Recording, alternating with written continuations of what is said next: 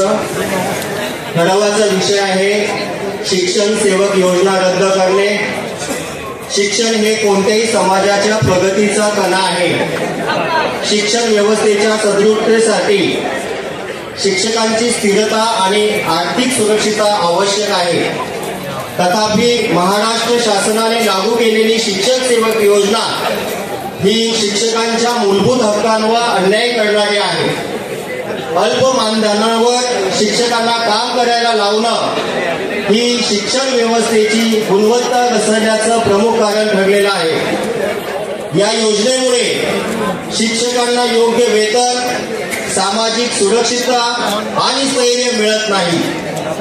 परिणामी शिक्षकांमध्ये असुरक्षितता निर्माण होत आहे, जी विद्यार्थ्यांच्या गुणवत्तापूर्ण शिक्षणावर नकारात्मक परिणाम करत आहे।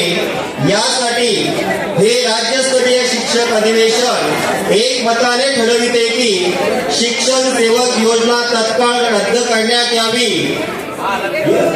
मंजूर। धन्यवाद।